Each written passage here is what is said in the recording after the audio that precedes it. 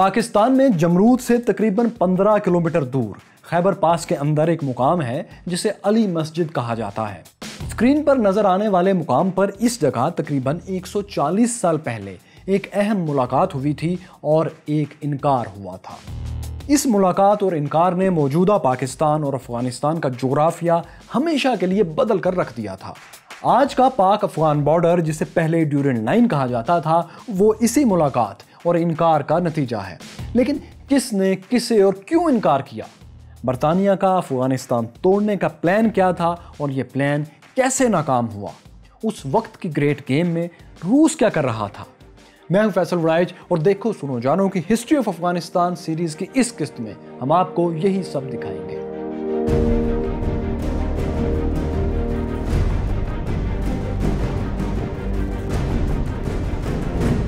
مائی curious fellows 1878 میں علی مسجد کا علاقہ افغانستان کا حصہ تھا۔ علی مسجد میں ایک پہاڑی پر افغان فوج کا قلعہ تھا جس کی حفاظت کے لیے درجنوں توپیں نصب تھیں۔ اس چوکی کے کمانڈر کا نام جنرل فیض محمد تھا۔ ہوا یہ کہ ستمبر 1878 میں ایک انگریز جنرل فیض کو ملنے کے لیے آ گیا۔ بظاہر عام سی ملاقات تھی لیکن اس کے نتائج کتنے تاریخی اور دور رس ہونے جا رہے تھے اس کا اندازہ اس وقت ان دونوں کو نہیں تھا۔ اس ملاقات کا بیک گراؤنڈ یہ تھا کہ برطانیہ کے دشمن روس نے افغانستان کے سرحدی ملک ازبکستان کو فتح کر لیا تھا۔ اس وقت دوست محمد کے بیٹے شیر علی افغانستان کے امیر تھے۔ روسیوں نے شیر علی کو مجبور کیا کہ وہ ان کے ایک سفارتی مشن کو کابل میں ویلکم کہیں۔ اس مشن کو بھیجے جانے کا مقصد یہ تھا کہ کابل حکومت روسیوں کے کنٹرول میں آ جائے اور اپنی خارجہ پالیسی کو روسیوں کے کہنے کے مطابق چلائے، ان سے مل جل کر چلائے۔ شیر علی اس سفارتی مشن کے خلاف تھے۔ انہیں معلوم تھا کہ اس وفد کی آمد سے برطانیہ ناراض ہو جائے گا۔ اس کی وجہ صاف تھی کہ برطانیہ افغانستان میں کسی بھی روسی مداخلت کو برطانوی ہندوستان کے لیے خطرہ سمجھتا تھا۔ اسی وجہ سے تقریباً 40 برس پہلے افغانوں اور انگریزوں میں ایک جنگ بھی ہو چکی تھی جس کی کہانی آپ پچھلی 3 اقساط میں دیکھ چکے ہیں۔ تو شیر علی نے انگریزوں کی ناراضی کے خدشے سے روسی وفد کی آمد کو ٹالنے کی ہر ممکن کوشش کی۔ ان کا خیال تھا کہ برطانوی دباؤ کی وجہ سے یہ وفد کابل پہنچے گا ہی نہیں، لیکن روس نے شیر علی کے تاخیری حربے نظر انداز کر دیے اور جولائی کے آخر میں روسی وفد، روسی مشن کابل پہنچ گیا۔ اگرچہ یہ وفد زیادہ دیر کابل میں ٹھہر نہیں سکا اور محض ایک ماہ بعد 21 اگست کو کابل سے واپس روس چلا گیا، لیکن دوستو اس ڈیلیگیشن کی آمد سے انگریزوں کے دل میں یہ بات بیٹھ گئی کہ افغان امیر شیر علی روسیوں سے رابطے میں ہیں اور برطانوی ہندوستان کے خلاف شاید کوئی سازش کر رہے ہیں۔ انگریزوں نے فوری طور پر شیر علی کو یہ پیغام بھیجا کہ وہ بھی اپنا سفارتی مشن کابل بھیج رہے ہیں۔ شیر علی روسی مشن کی طرح اس مشن کو بھی ویلکم کہیں۔ لیکن دوستو شیر علی اس مشن کو قبول کرنے کے لیے تیار نہیں تھے کیونکہ یہ محض ایک روایتی سفارتی مشن تو نہیں تھا، یہ تو سیدھا افغانوں کو ڈکٹیشن دینے کے لیے ایک وفد آ رہا تھا۔ انگریز کابل میں اپنا ایسا سفارتی نمائندہ بٹھا دینا چاہتے تھے جو کابل حکومت کو تاج برطانیہ کی مرضی کے مطابق چلایا کرے، خاص طور پر اس طرح کہ روس کے قریب تو افغانستان کبھی نہ جا سکے۔ اب شیر علی ٹھہرے ایک خود مختار حکمران، انہیں روس کی طرح برطانیہ کی ڈکٹیشن بھی کسی صورت قبول نہیں تھی۔ چنانچہ انہوں نے برطانوی سفارتی مشن کو اپنے ملک میں داخلے کی اجازت دینے سے صاف انکار کر دیا۔ انگریزوں نے شیر علی کے انکار کو اپنی توہین سمجھا اور طاقت کا استعمال کرنے کا فیصلہ کیا۔ انہوں نے اپنا ایک سفارتی مشن 200 فوجیوں کے پہرے میں جمرود بھیجا تاکہ وہ درہ خیبر کے راستے افغانستان میں داخل ہونے کی کوشش کریں۔ درہ خیبر میں افغانوں کی سب سے اگلی سرحدی چوکی یہی علی مسجد تھی۔ تو اس علی مسجد چوکی کو پار کرنے کے لیے وہ ملاقات ہوئی جس کا ہم نے ویڈیو کے شروع میں ذکر کر دیا تھا۔ واقعہ یہ ہوا کہ سفارتی مشن کے ایک نمائندے لوئس کوگناری ایک چھوٹی سی فورس کے ساتھ علی مسجد چوکی کے انچارج جنرل فیض سے ملنے چلے آئے۔ ملاقات میں صرف چند باتیں ہوئیں اور وہ بھی بہت دو ٹوک انداز میں ہوئیں۔ لوئس کوگناری نے جنرل فیض سے پوچھا کہ کیا افغان امیر یعنی شیر علی برطانوی مشن کو کابل جانے کے لیے محفوظ راستہ دے رہے ہیں؟ جنرل فیض کا جواب تھا ہرگز نہیں، ایبسولوٹلی ناٹ۔ نمائندے نے پھر پوچھا کیا ہمارے وفد کو کابل جانے سے طاقت کے زور پر روکنے کی آپ لوگ کوشش کریں گے؟ جنرل فیض نے جواب دیا ہاں، اور اس بات کو بھی میری مہربانی ہی سمجھنا کہ میں تم سے پرامن طریقے سے بات کر رہا ہوں، پیسفلی بات کر رہا ہوں، ورنہ جس طرح تم بغیر اجازت مجھ سے ملنے چلے آئے ہو، ہونا تو یہ چاہیے تھا کہ میں ابھی تم پر فائر کھول دیتا۔ بس ان چند باتوں کے ساتھ ہی یہ ملاقات ختم ہوئی اور انگریز مشن ناکام ہو کر خاموشی سے واپس چلا آیا۔ لیکن یہ خاموشی دراصل دوسری اینگلو افغان جنگ کا اعلان تھا۔ مائی کیورس فیلوز، یہ انگریزوں کی گریٹ گیم کے لیے بہت بڑا دھچکا تھا کہ افغانستان، جس کے لیے وہ ایک مہنگی اور خون آشام جنگ لڑ چکے تھے، اب ان کے دشمن روس کی جھولی میں گر رہا تھا۔ انگریزوں نے طے کر لیا کہ وہ افغان امیر شیر علی کو مزہ چکھا کر رہیں گے اور افغانستان کو کئی حصوں میں بانٹ دیں گے۔ انگریزوں کا منصوبہ یہ تھا کہ افغانستان کو 3 ٹکڑوں میں بانٹ دیا جائے۔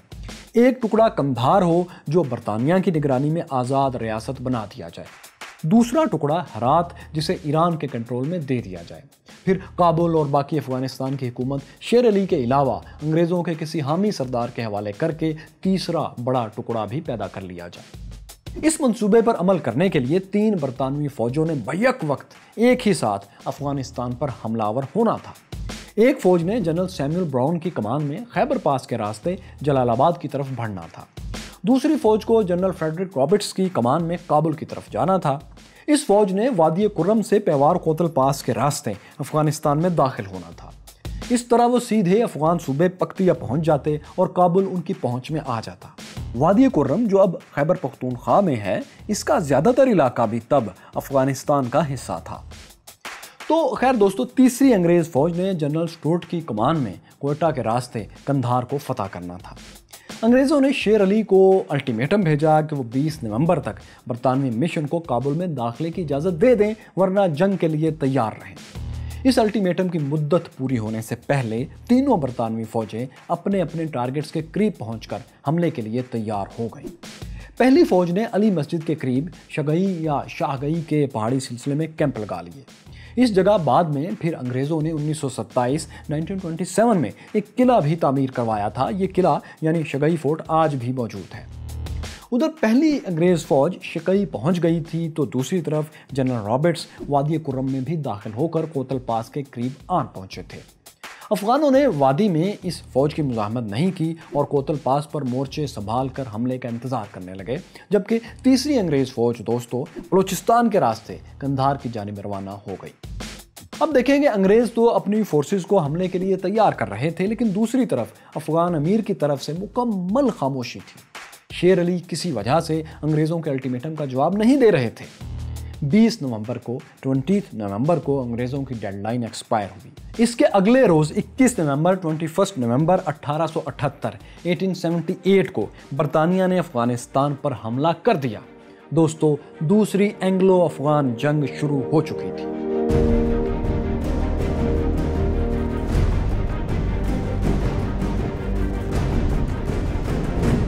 جنرل سیموئل، جنہیں درہ خیبر فتح کرنے کی ذمہ داری سونپی گئی تھی، انہوں نے حملے سے پہلے ایک اہم قدم اٹھایا۔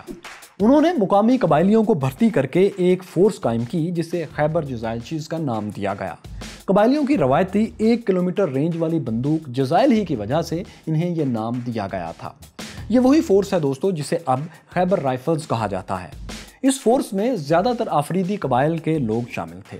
آفریدی قبائل کی مدد سے برطانوی فوج نے افغان سرحدی قلعے علی مسجد پر دھاوا بول دیا۔ یہ وہی جگہ تھی جہاں سے برطانوی نمائندے کو ناکام لوٹایا گیا تھا اور اسے فتح کر کے انگریز ایک علامتی کامیابی حاصل کرنا چاہتے تھے۔ علی مسجد کا قلعہ برطانوی فوجی کیمپ سے زیادہ دور نہیں تھا، چنانچہ 21 نومبر کو برطانوی فوج نے تیزی سے پیش قدمی کی اور اس قلعے پر شدید بمباری شروع کر دی۔ پورا دن بمباری ہوتی رہی۔ جب رات ہوئی تو افغان فورسز نے قلعہ خالی کر دیا۔ انگریزوں کے اتحادی افریدیوں نے پسپا ہوتی ہوئی افغان فورسز کا دور تک پیچھا کیا اور انہیں خاصا نقصان پہنچا کر لوٹ آئے۔ اگلے روز انگریزوں نے علی مسجد کے خالی قلعے پر قبضہ کر لیا۔ یہ علی مسجد قلعے کی تصویر دوستو انگریزوں کے قبضے کے بعد بنائی گئی تھی۔ بعد میں انگریزوں نے اس جگہ ایک نیا قلعہ بھی تعمیر کیا جو آج موجود ہے۔ افغان فورس علی مسجد سے پسپا ہوتے ہوئے اپنی بہت سی توپیں بھی قلعے میں چھوڑ گئی تھی، جو ظاہر ہے اب انگریزوں کے قبضے میں آ گئی۔ اس کے علاوہ کئی افغان سپاہیوں کو قیدی بھی بنایا گیا۔ اس فتح نے دوستو برطانوی فوج کا مورال بہت بلند کر دیا اور فوجی جلد مزید کامیابیوں کی توقع کرنے لگے۔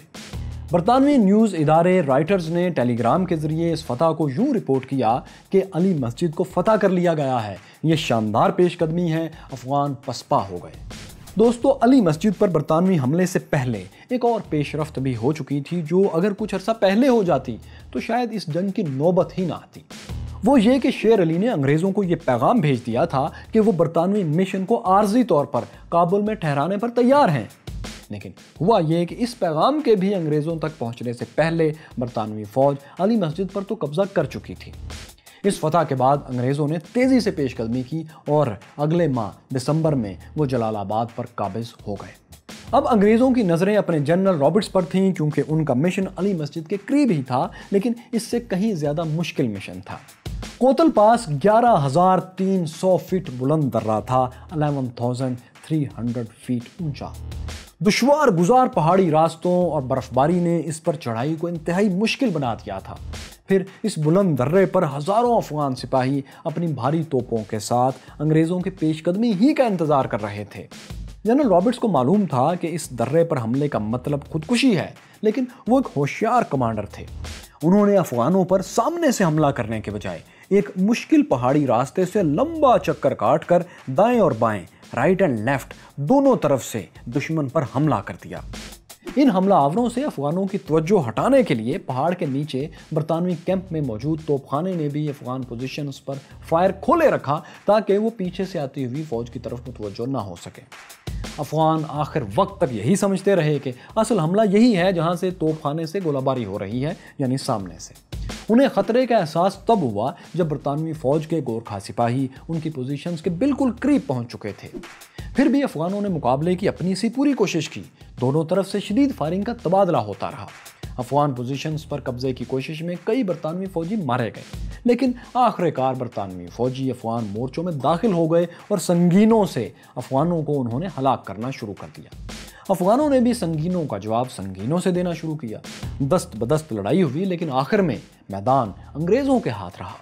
افغان فوج بھاگ نکلی اور اس درے پر برطانوی فوج کا قبضہ ہو گیا۔ یہ اتنی بڑی فتح تھی کہ جب اس کی خبریں لندن پہنچیں تو ملکہ وکٹوریہ اور برٹش پارلیمنٹ نے بھی جنرل رابرٹس کو تعریفی خطوط لکھے۔ ادھر جنرل سٹورٹ کی کمان میں تیسری برطانوی فوج بلوچستان کے راستے کچھ تاخیر سے قندھار پہنچی۔ 8 جنوری 1879 کو اس فوج نے قندھار پر قبضہ کر لیا۔ کچھ عرصے بعد انگریزوں نے قندھار سے پیش قدمی کر کے 120 کلومیٹر دور گرشک کے علاقے پر بھی قبضہ کر لیا۔ افغانوں کی مسلسل شکستوں اور انگریزوں کے مقابلے میں اپنی بے بسی نے شیر علی کی صحت کو بری طرح متاثر کیا۔ محض 54 برس کی عمر میں ہی وہ انتہائی بوڑھے اور بیمار لگنے لگے تھے۔ اسی پریشانی کے عالم میں انہوں نے جلال آباد میں انگریز کمانڈر کو خط لکھ کر اطلاع دی کہ وہ اپنے بیٹے یعقوب خان کے حق میں تخت چھوڑ رہے ہیں۔ اس خط میں انہوں نے دھمکی دی کہ اب وہ روس اور یورپ کے دیگر ممالک میں جا کر لوگوں کو بتائیں گے کہ انگریزوں نے ان سے کیسا ذلت آمیز اور ناانصافی کا سلوک کیا ہے، یعنی انہوں نے کہا کہ وہ اب انگریزوں کو بدنام کریں گے۔ یہ خط لکھنے کے بعد شیر علی نے کابل چھوڑ دیا اور شمالی افغانستان کے شہر مزار شریف چلے گئے۔ وہاں انہوں نے روسیوں سے رابطے کیے اور ان سے درخواست کی کہ وہ انگریزوں کے مقابلے کے لیے روسی فوج افغانستان بھیجیں، لیکن روسیوں نے نہ صرف یہ کہ ان کی کوئی مدد نہیں کی بلکہ انہیں اپنے ہاں آنے سے بھی روک دیا۔ جب شیر علی کو روسیوں سے کوئی مدد نہیں ملی تو ان کی مایوسی اتنی بڑھی کہ جان لیوا ثابت ہوئی۔ 21 فروری 1879، 21 فروری 1879 کو مزار شریف میں ہی ان کا انتقال ہو گیا۔ انہیں ایک ایسی جگہ دوستو دفن کیا گیا جو افغانوں کے لیے بہت ہی قابل احترام ہے۔ مائی کیوریس فیلوز، یہ جو نیلے گنبد والی مسجد آپ دیکھ رہے ہیں، اسے حضرت علی مزار یا روضہ شریف بھی کہا جاتا ہے، یعنی مسلمانوں کے چوتھے خلیفہ حضرت علی کا ممکنہ مزار۔ لیکن آپ یقیناً جانتے ہیں کہ حضرت علی کا مزار تو عراق کے شہر نجف میں بھی ہے۔ ہاں ہے، مگر ایک افغان لیجنڈ کے مطابق حضرت علی کے جسد خاکی کو کافی عرصے بعد شمالی افغانستان منتقل کر دیا گیا تھا۔ یہاں ان کی باڈی کو ایک سفید اونٹ پر رکھ کر کھلا چھوڑ دیا گیا تھا۔ یہ طے کیا گیا تھا کہ جس جگہ یہ اونٹ خود رکے گا اسی جگہ مزار تعمیر کر دیا جائے گا۔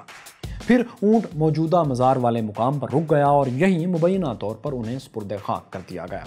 یہ واقعہ لیکن خاص و عام کے علم میں نہیں تھا۔ پھر 12ویں صدی 12th سینچری میں ایک افغان عالم دین کو خواب میں اس جگہ کی بشارت دی گئی، جس کے بعد لوگ اس مقام کی زیارت کے لیے جوق در جوق آنے لگے۔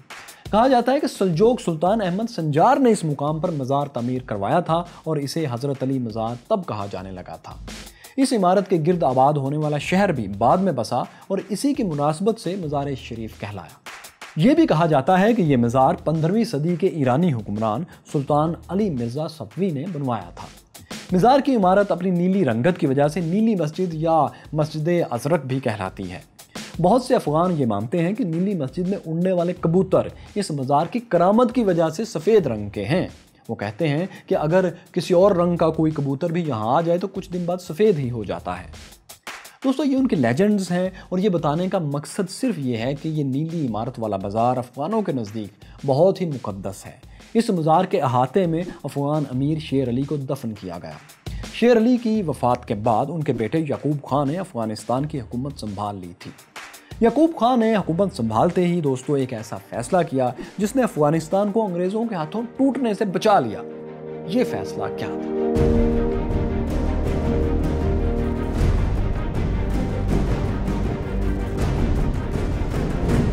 یعقوب خان نے افغان امیر بننے کے بعد انگریزوں سے رابطہ کیا اور ان کی شرائط پر صلح کے لیے تیار ہو گئے۔ جب انگریزوں نے دیکھا کہ یعقوب خان ان کی ہر شرط ماننے پر تیار ہیں تو انہوں نے افغانستان کو تقسیم کرنے کے پلان کو معطل کرتے ہوئے یعقوب خان سے معاہدے کی تیاری شروع کر دی۔ اس وقت تک برطانوی فوج جلال آباد سے آگے بڑھ کر گمدامک قصبے میں پوزیشنز لے چکی تھی۔ یہاں سے وہ کسی بھی وقت کابل کی طرف پیش قدمی کر سکتی تھی۔ گمدامک دوستو وہی قصبہ ہے جہاں پہلی اینگلو افغان جنگ کے دوران کابل سے پسپا ہونے والی انگریز فوج کو آخری شکست ہوئی تھی۔ 8 مئی کو یعقوب خان اپنے 400 درباریوں اور افسروں کے ساتھ مذاکرات کے لیے گمدامک پہنچ گئے۔ یہاں انہوں نے انگریز افسروں سے ملاقات کی۔ یہ جو تصویر آپ دیکھ رہے ہیں دوستو، یہ گمدامک کے اسی وزٹ کی تصویر ہے جس میں یعقوب خان اپنے جنرلز اور انگریز افسروں کے ساتھ بیٹھے ہیں۔ ان افسروں میں یہ جو یعقوب خان کے دائیں طرف بیٹھے ہیں یہ لوئس کوگناری ہیں۔ یہ وہی افسر ہیں جنہوں نے جنرل فیض سے علی مسجد کے قلعے میں ملاقات کی تھی۔ لوئس کوگناری بعد میں کابل میں برطانوی مشن کے سربراہ بھی رہے۔ برطانیہ نے صلح کے لیے 14 نکات پر مشتمل 14 پوائنٹس پر مشتمل جو معاہدہ تیار کیا تھا، یہ بنیادی طور پر ایک ڈکٹیشن تھی جسے فاتح انگریز ہارے ہوئے افغانوں پر ٹھونس رہے تھے۔ ان شرائط میں لکھا گیا تھا کہ افغان سلطنت کا ایک بڑا علاقہ یعنی خیبر پاس، وادی کرم اور موجودہ بلوچستان کے بہت سے علاقے برطانیہ کے حوالے کر دیے جائیں گے۔ افغانستان کی خارجہ پالیسی برطانوی ہندوستان کی حکومت چلایا کرے گی۔ ایک برطانوی مشن کو کابل میں مستقل طور پر ٹھہرایا جائے گا جو افغان حکومت کو برطانوی مفادات کے مطابق ڈکٹیشن دیا کرے گا۔ ان شرائط پر عمل کے بدلے میں انگریز یعقوب خان کو سالانہ 6 لاکھ روپے یا 60,000 پاؤنڈز 6 لاکھ روپیز اور 60,000 پاؤنڈز سبسڈی دیں گے۔ اس کے علاوہ انگریزوں کے قبضے والے جلال آباد اور قندھار شہر بھی افغانوں کو واپس مل جائیں گے۔ یعقوب خان نے یہ تمام شرائط منون تسلیم کر لیں۔ یوں 26 مئی 1879 کو امن معاہدے پر دستخط ہو گئے۔ دوستو یہ افغانستان کی جدید تاریخ کا شاید سب سے ذلت آمیز معاہدہ تھا۔ اس معاہدے کے تحت افغانستان کا برٹش انڈیا کے ساتھ بارڈر جو پہلے علی مسجد تک تھا وہ پیچھے ہٹ کر طور خم پر شفٹ ہو گیا۔ موجودہ وادی کرم کا سارا علاقہ بھی انگریزوں کے قبضے میں آ گیا۔ اس کے علاوہ ایک اور اہم بات یہ ہوئی کہ بلوچستان کا بھی ایک بڑا علاقہ انگریزوں کو مل گیا۔ اس کی تفصیل کیا تھی؟ وہ اس طرح تھا مائی کیورس فیلوز کہ یہ آپ کے سامنے احمد شاہ ابدالی کے افغان امپائر کا نقشہ ہے۔ اس میں بلوچستان کی ریاست کلات سمیت بلوچستان کا پورا علاقہ درانی امپائر کا حصہ تھا۔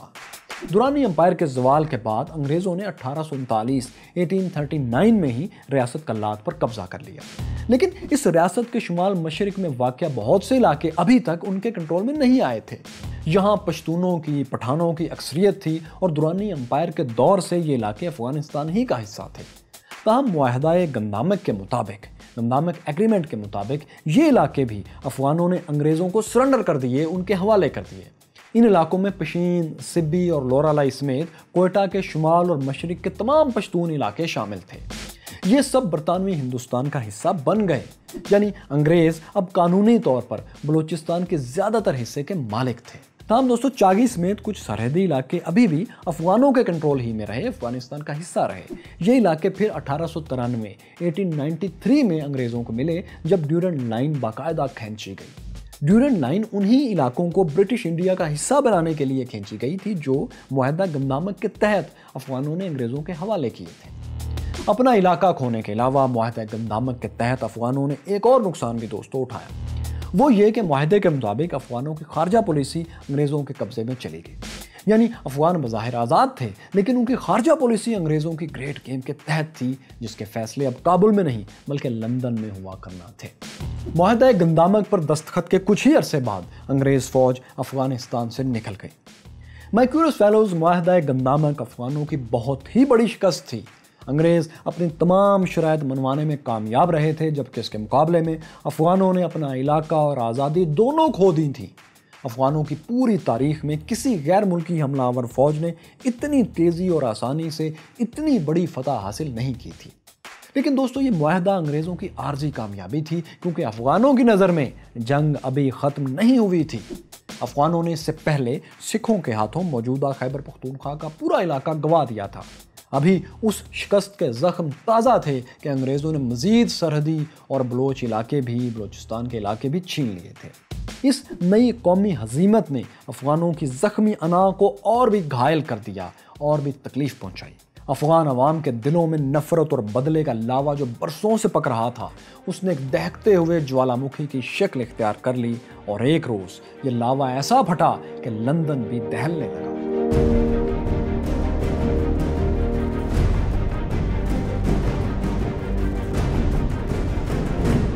مائیکورس فیلوز معاہدہ گندامک کے تحت انگریزوں نے اپنا ایک مشن کابل میں تعینات کر دیا تھا۔ اس مشن کے سربراہ سر لوئس کوگناری تھے، جنہوں نے معاہدہ گندامک کروانے میں سب سے اہم کردار ادا کیا تھا۔ ان کی خدمات کے بدلے میں انہیں سر کا خطاب دیا گیا اور برطانوی مشن کا سربراہ بنا کر کابل بھیجا گیا۔ لوئس کوگناری 24 جولائی 1879 کے روز کابل پہنچے۔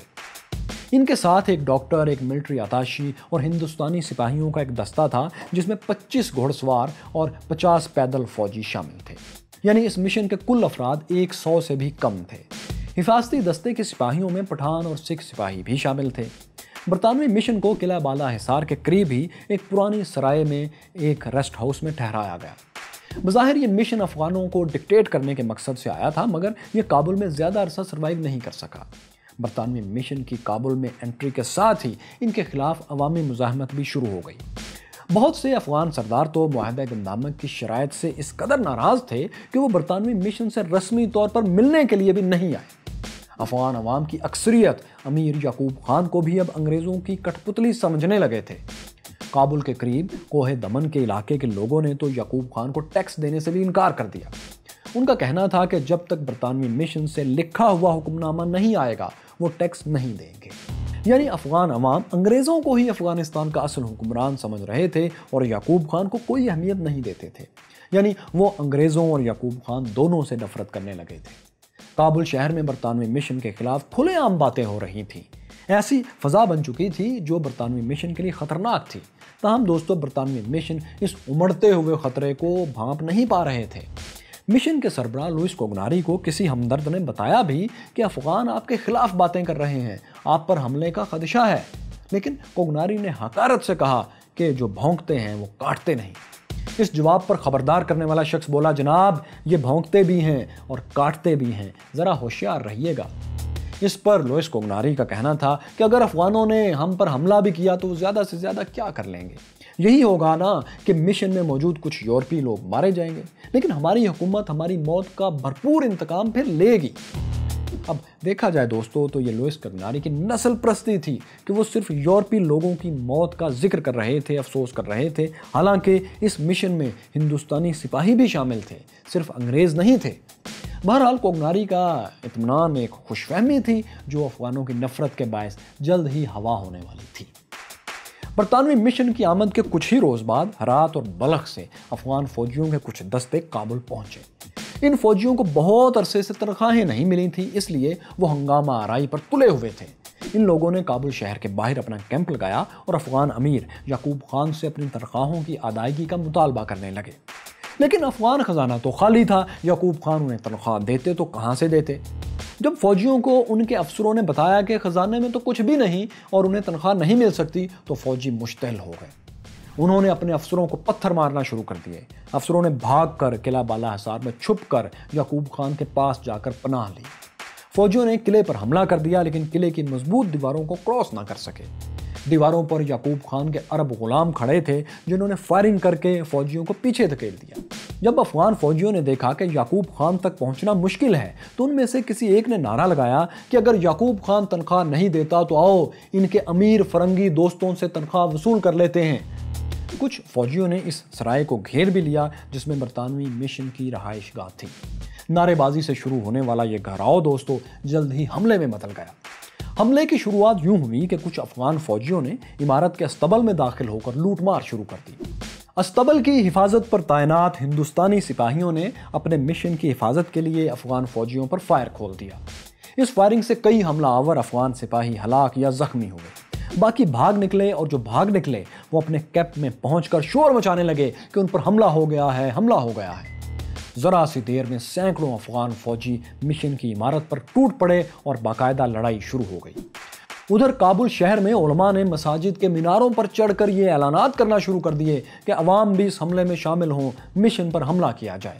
چنانچہ ہزاروں کی تعداد میں عام شہری بھی مشن کی عمارت تک پہنچ گئے اور حملے میں شریک ہو گئے۔ مشن کی حفاظت پر تعینات ہندوستانی اور برطانوی فوجی تعداد میں کم تھے، وہ عمارت میں محصور ہو کر رہ گئے، سیج میں آ گئے۔ افغان سپاہیوں نے عمارت کا مرکزی دروازہ توڑ دیا اور ایک توپ اندر لا کر مرکزی عمارت پر بمباری شروع کر دی۔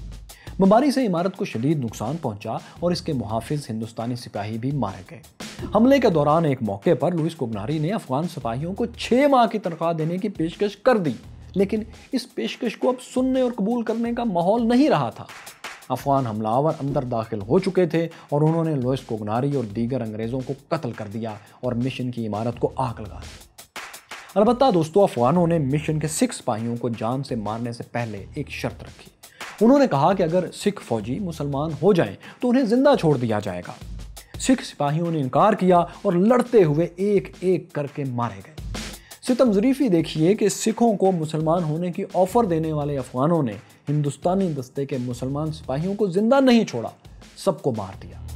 دوستو اس حملے کے وقت افغان بادشاہ یعقوب خان برطانوی مشن کے قریب ہی اپنے محل میں موجود تھے لیکن بے بس تھے، کیونکہ وہ تو خود کچھ عرب غلاموں کی حفاظت میں بڑی مشکل سے اپنی جان بچائے بیٹھے تھے۔ پھر برطانوی مشن پر حملے کے دوران فوجیوں اور عام افغانوں نے قلعہ بالا حصار کو گھیر رکھا تھا تاکہ یعقوب خان انگریزوں کی مدد کو پہنچنا بھی چاہیں تو نہ پہنچ سکیں۔ اس کے باوجود امیر یعقوب خان ہجوم سے بار بار اپیلیں کرتے رہے، حملہ آوروں سے بار بار درخواستیں کرتے رہے کہ وہ برطانوی مشن کو جان سے نہ ماریں۔ انہوں نے اپنے کچھ بیٹوں اور سرداروں کو قرآن پاک دے کر حملہ آوروں کے پاس بھی بھیجا۔ کابل کے سید گھرانے کے افراد جن کا افغان بہت احترام کرتے تھے انہوں نے بھی اور یعقوب خان کے حامی کچھ دوسرے علماء نے بھی اس حملہ آور ہجوم سے پرسکون رہنے کی اپیلیں کیں۔ ایک افغان کمانڈر جنرل داؤد شاہ بھی حملہ آوروں کو سمجھانے کے لیے گئے، لیکن حملہ آوروں کے سر پر خون سوار تھا، ان پر کسی درخواست کا کوئی اثر نہیں ہوا، الٹا انہوں نے جنرل داؤد شاہ کو زخمی کر کے بھاگنے پر مجبور کر دیا۔ قصہ مختصر دوستوں کہ تنخواہیں نہ ملنے پر ناراض افغان سپاہیوں نے اپنا سارا غصہ برطانوی مشن کو مار کر نکال لیا۔ برطانوی مشن سے صرف 2 سپاہی جان بچا کر بمشکل فرار ہوئے۔ دوستو یہ جو مونومنٹ آپ دیکھ رہے ہیں یہ پاکستان کے شہر مردان میں واقع ہے۔ یہ ہندوستانی گائیڈز انفینٹری کے ان سپاہیوں کی یادگار ہے جو اس افغان حملے میں مارے گئے تھے۔ لندن کے نیشنل آرمی میوزیم میں ایک انگریز لیفٹیننٹ والٹر پولاک کا مجسمہ بھی موجود ہے جو اس حملے میں ہلاک ہوئے تھے۔ کابل میں برطانوی مشن پر حملے کے 2 روز بعد شملہ میں جنرل رابرٹس اپنے گھر میں سو رہے تھے۔ رات 1 بجے بیگم نے انہیں نیند سے جگا کر بتایا کہ ان کا کوئی بہت ضروری ٹیلی گرام آیا ہے۔ وہ فوری کمرے سے نکلے اور ٹیلی گرام پڑھا۔ یہ ٹیلی گرام کابل میں موجود خفیہ برٹش انٹیلیجنس کی طرف سے بھیجا گیا تھا۔ اس میں یہ خوفناک خبر تھی کہ کابل کا برطانوی مشن اب نہیں رہا۔ ٹیلی گرام پڑھ کر جنرل رابرٹ سمجھ گئے کہ افغانستان کا آتش فشاں پھٹ پڑا ہے اور اب اسے ٹھنڈا کرنے کے لیے انہیں خود افغانستان جانا ہوگا۔ انہوں نے فوری طور پر افغانستان روانگی کی تیاریاں شروع کر دی۔ انگریزوں اور افغانوں کی دوسری جنگ سیکنڈ اینگلو افغان وار اپنے فیصلہ کن مرحلے میں داخل ہونے والی تھی۔ اس ڈیسائیڈڈ مومنٹ میں جیت کس کی ہوئی؟ میوند کی لڑائی افغانوں اور انگریزوں کے لیے یادگار کیوں بن گئی تھی؟ اور چند ہزار انگریزوں اور ہندوستانیوں نے 1,00,000 افغانوں کا سامنا کیسے کیا؟ یہ سب آپ کو دکھائیں گے، لیکن ہسٹری آف افغانستان کی اگلی قسط میں۔ دوسری اینگلو افغان جنگ اپنے عروج پر تھی۔ 7,000 برطانوی فوج افغانوں کے گھیرے میں آ چکی تھی۔ کابل کی مساجد میں اعلانات ہو رہے تھے کہ اٹھو، ان کافروں کا خاتمہ کر دو، کوئی بچ کر نہ جانے پائے۔ پھر دسمبر کی یک بستہ رات میں ایک ایسی لڑائی شروع ہوئی جو تاریخ پر ان مٹ نقوش چھوڑ گئی۔ اس لڑائی کا کیا نتیجہ نکلا؟ یہ لڑائی کیا تھی اور وہ کون تھا جو 90 برس کی عمر میں بھی افغانوں کی آزادی کا پرچم تھامے انگریزوں سے بھڑ گیا؟ برطانیہ کا افغانستان کو غلام بنانے کا خواب کیسے چکنا چور ہوا؟ میں ہوں فیصل وڑائچ اور دیکھو سنو جانو کی ہسٹری آف افغانستان کی اس قسط میں ہم آپ کو یہی سب دکھائیں گے۔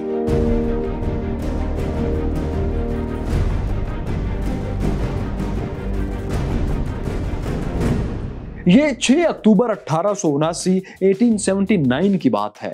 کابل سے 11 کلومیٹر دور چھار آسیاب کے علاقے میں ایک جنگ ہو رہی تھی۔ ہزاروں افغان قبائلی پہاڑوں سے گولیاں برسا رہے تھے۔ انگریز اور ہندوستانی سپاہی انہیں پہاڑوں سے پیچھے دھکیلنے کی کوششیں کر رہے تھے۔ پہاڑوں سے نیچے برطانوی کیمپ میں افغان امیر یعقوب خان اپنے جنرلز کے ساتھ یہ ساری لڑائی دیکھ رہے تھے۔ لیکن یہ افغان امیر اپنے دشمنوں کے کیمپ میں کیا کر رہے تھے؟ دوستو، اس سارے واقعے کا ایک بیک گراؤنڈ تھا، اور وہ یہ کہ برطانوی فوج جنرل رابرٹس کی کمان میں افغانستان پر حملہ آور ہو چکی تھی۔ اس کا مقصد کابل میں برطانوی مشن کے قتل میں ملوث لوگوں کو سزا دینا اور افغانستان کو برطانوی کنٹرول میں واپس لانا تھا۔ لیکن ہوا یہ کہ اس فوج کے کابل پہنچنے سے پہلے ہی یعقوب خان اپنے 200 ساتھیوں کے ساتھ خود برطانوی کیمپ میں چلے آئے اور صلح صفائی کی کوششیں کرنے لگے۔ تاہم جنرل رابرٹس نے ان کی بات نہیں مانی اور اپنی پیش قدمی جاری رکھی۔ یوں 6 اکتوبر کو یہ حیرت انگیز صورتحال پیش آئی کہ جب افغانوں اور انگریزوں کی لڑائی ہو رہی تھی تو افغان امیر برطانوی کیمپ میں بے بسی سے بیٹھے اپنی ہی قوم کا تماشا دیکھ رہے تھے۔ بہرحال دوستو، 6 اکتوبر کی یہ زبردست لڑائی جس میں ہاتھی بھی استعمال ہوئے اور توپیں بھی کھینچی گئیں، وہ جنگ انگریزوں اور ہندوستانی فوجیوں نے جیت لی۔ اب چھار آسیاب جہاں یہ جنگ ہو رہی تھی وہ برطانوی فوج کے کنٹرول میں آ گیا تھا۔ اس فتح کے بعد انگریز فوج تیزی سے کابل کی طرف بڑھی اور بآسانی اس پر بھی قبضہ کر لیا۔ 11 اکتوبر کو جنرل رابرٹس بہت سے افغان قبائلی عمائدین کے ساتھ قلعہ بالا حصار میں داخل ہوئے۔ قلعے پر برطانوی پرچم یعنی یونین جیک لہرا دیا گیا۔ اس موقع پر 31 توپوں کی سلامی دی گئی۔ 31 توپوں کی سلامی ہندوستان میں انگریز وائسرائے کو دی جاتی تھی۔ کابل میں یہ سلامی دینے کا مطلب تھا کہ اب جنرل رابرٹس افغانستان کے نئے حکمران، گورنر یا وائسرائے یا جو بھی آپ کہہ لیں، وہ بن گئے تھے۔ انہوں نے پہلا قدم یہ اٹھایا کہ تمام افغان سرکاری افسران کو برطرف کر دیا اور کابل شہر کے گرد 16 کلومیٹر کے دائرے میں مارشل لا نافذ کر دیا۔ برطانوی فوج نے کابل اور اس کے ارد گرد کی آبادیوں میں سرچ آپریشنز کیے اور شہریوں سے سارا اسلحہ چھین لیا۔ جن آبادیوں کے بارے میں یہ شک تھا کہ انہوں نے برطانوی مشن پر حملہ کرنے والوں کو پناہ دی تھی، انہیں تباہ کر دیا گیا یا پھر بہت بھاری قسم کے جرمانے کیے گئے۔ کابل میں جنرل رابرٹس کی پہلی اسائنمنٹ تھی برطانوی مشن کے قاتلوں کو تلاش کر کے عبرت کا نشان بنانا۔ ہندوستان کے وائسرائے لارڈ لیٹن نے جنرل رابرٹس کو ہدایت کی تھی کہ افغانستان سے سخت انتقام لیا جائے، مشتبہ لوگوں کو سخت اور فوری طور پر سزا دی جائے۔ یہی نہیں، جنرل رابرٹس کو یہ ہدایات بھی کی گئی تھیں کہ وہ مجرموں کے خلاف عدالتی کارروائیوں کا کوئی ریکارڈ نہیں رکھیں گے۔ یہ انتظام اس لیے تھا تاکہ بعد میں اس کی بنیاد پر کوئی برطانیہ کو تنقید کا نشانہ نہ بنا سکے۔ ان سرکاری ہدایات کی روشنی میں جنرل رابرٹس نے برطانوی مشن پر حملہ کرنے کے ملزموں کی تلاش شروع کر دی۔ مخبری کرنے والوں کے لیے بھاری انعامات کا اعلان اور ملزموں پر مقدمات چلانے کے لیے فوجی عدالتیں قائم کر لی گئیں۔ ان فوجی عدالتوں کو فری ہینڈ دیا گیا کہ وہ کسی شخص کے خلاف مخبری کو بھی ثبوت ہی سمجھیں، اس کی تصدیق کی زحمت نہ کریں۔ ملزموں کو فیصلوں کے خلاف اپیل کا حق بھی نہیں دیا گیا تھا۔ برطانوی مشن پر حملہ کرنے والوں کا تعین کرنے کے لیے برٹش آفیسرز پر مشتمل انکوائری کمیشن قائم کر دیا گیا۔ इस कमीशन ने वाकये की सारी जिम्मेदारी अफगान अमीर याकूब खान के सर पर डाल दी। हालांकि आप पिछली किस्त में देख चुके हैं कि याकूब खान ने तो बरतानवी मिशन को बचाने की सरतोड़ कोशिश की थी। ताहम दोस्तों, बरतानवी कमीशन ने फिर भी उन्हें कसूरवार ठहरा दिया। जब ये फैसला सुनाया गया तो याकूब खान उस वक्त भी अंग्रेजों के कैंप में ही मौजूद थे। वो फौरी तौर पर अमीर के ओहदे से दस्तबरदार हो गए, जो वैसे भी अब बराए नाम ही ओहदा रह गया था। वो इतने बददिल हुए कि मुबैना तौर पर उन्होंने ये भी कहा कि मैं बरतानवी कैंप में घास काट लूंगा, लेकिन अफगानिस्तान का अब अमीर नहीं रहूंगा। जनरल रॉबर्ट्स ने उन्हें हिंदुस्तान रवाना कर दिया ताकि वो अंग्रेजों के खिलाफ किसी नई बगावत का हिस्सा न बन सके। फिर वो तमाम उम्र हिंदुस्तान ही में रहे और वहीं 1923 में गालिबन शिमला में इंतकाल कर गए। याकूब खान के बाद कमीशन ने दूसरे मुल्ज़िमान पर तवज्जो दी। बरतानवी मिशन पर हमले के असल मुल्जिम जो थे, अगर आप उन्हें मुल्जिम कहना चाहें, तो वो जनरल रॉबर्ट के काबुल पहुंचने से पहले ही फरार हो चुके थे। वो मुश्किल चंद एक लोग ही उनके हाथ आए जिन्हें फौजी अदालतों ने फौरी तौर पर सजाए मौत सुना दी। काबुल में बरतानवी मिशन की वो इमारत जिसे अफगानों ने तबाह किया था, वहीं जनरल रॉबर्ट्स ने 2 फांसी घाट कायम किए। ये एक सिंबॉलिक एक्ट था कि जहां जुर्म हुआ था, सजा भी वहीं दी जाएगी।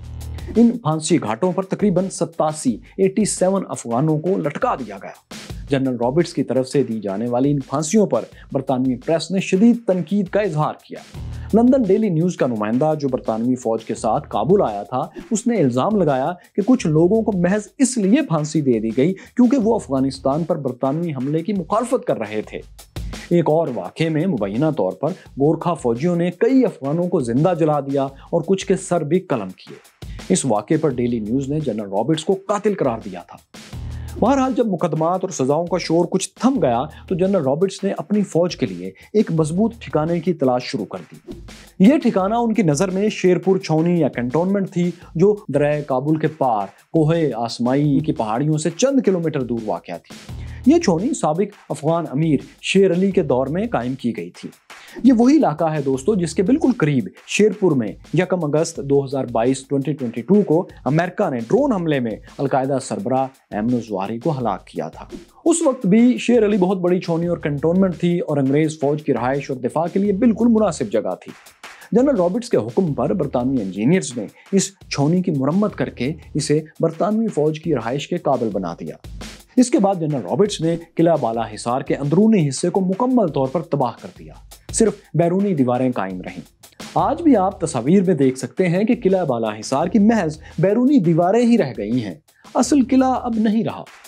बहरहाल बाला हिसार को तबाह करके जनरल रॉबर्ट्स अपनी फौज के साथ शेरपुर कैंटोनमेंट में मुंतकिल हो गए। कैंटोनमेंट के गिर्द 4 किलोमीटर लंबी हिफाजती दीवार और मोर्चे वगैरह बनाए गए। उस दौर में 1879 में मशीन गन्स भी जंगों में इस्तेमाल होने लगी थीं। बरतानवी फौज भी अपने साथ एक मशीन गन लाई थी जिसे गैटलिंग गन कहा जाता था। गैटलिंग गन 19वीं सदी 19th सेंचुरी के खतरनाक हथियारों में शुमार होती थी। अंग्रेजों के पास कई गैटलिंग गन्स थीं जिन्हें शेरपुर छावनी में नस्ब कर दिया गया। यूं शेरपुर छावनी की शक्ल में बरतानवी फौज को एक महफूज किला, एक ठिकाना मिल गया। ताहम जब बरतानवी फौज शेरपुर छावनी के हिफाजती इंतजामात बेहतर बनाने में लगी थी तो उधर काबुल में चुपके मुजाहमत की तैयारी हो रही थी। इस मुजाहमत का हेडक्वार्टर एक मस्जिद में था।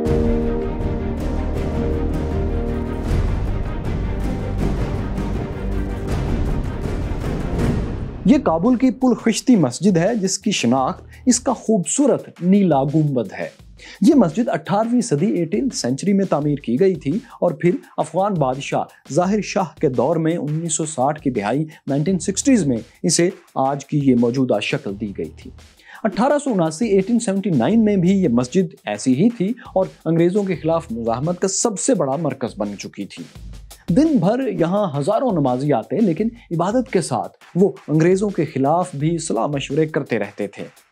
फिर ये नमाजी काबुल के गली कूचों में फैल जाते और बाकी लोगों को भी अंग्रेज़ों के खिलाफ भड़काते। इधर काबुल में ये सिलसिला जारी था तो दूसरी तरफ बाकी अफगानिस्तान में 2 ताकतवर लोग जगह जगह जाकर लोगों को फरंगियों के खिलाफ जिहाद की तरगीबात दे रहे थे। इनमें पहली शख्सियत थे अफगान तोपखाने के साबिक कमांडर मोहम्मद जान और दूसरे थे एक 90 साला आलिम दीन मुल्ला मुश्क आलम। गजनी से ताल्लुक रखने वाले ये आलिम दीन इंतहाई बुढ़ापे में भी जवानों की तरह एक्टिव थे।